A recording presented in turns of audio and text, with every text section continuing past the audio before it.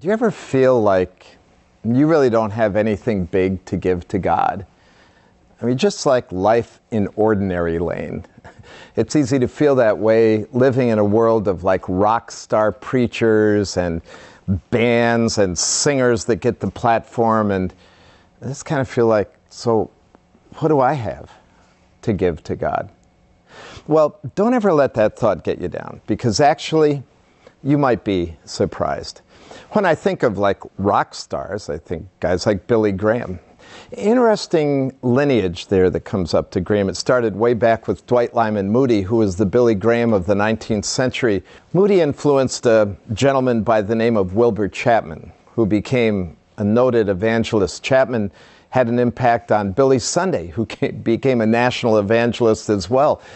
Billy Sunday, when ministering in the Carolinas, opened up the door for a fellow by the name of Mordecai Ham to bring his evangelistic campaigns into Charlotte. And in Charlotte, North Carolina, one night, two boys walked forward, brothers. One of them was, guess who? Billy Graham. Safe to say, isn't it, that probably millions of people have come to know the Lord through that line, that it all started with just a common person, somebody like you, somebody like me. His name was Edward Kimball. He was a Sunday school teacher in Boston. And one day, one Saturday actually, he decided to go visit all the boys in his Sunday school class. And one of those boys was working in his uncle's shoe store. Kimball walked into the store, back into the inventory section, the little boy's stacking the boxes up. And he started to talk to that boy. And that day, that boy knelt right down there in the shoe store and accepted Christ as his Savior. His name? Well, Dwight Lyman Moody, who influenced Chapman, who influenced Billy Sunday, who influenced Mordecai Ham, through whom Billy Graham came to know the Lord.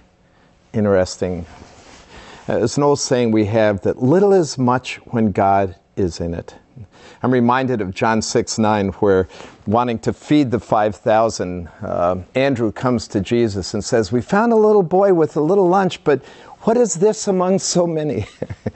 And Jesus took the little lunch, and you know the rest of the story. So think about this. It doesn't make any difference who you are.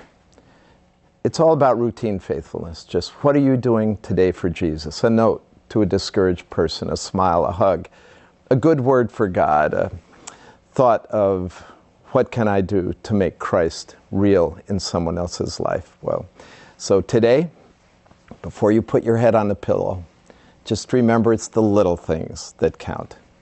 Turn them into God's hand and let Him multiply them in your world.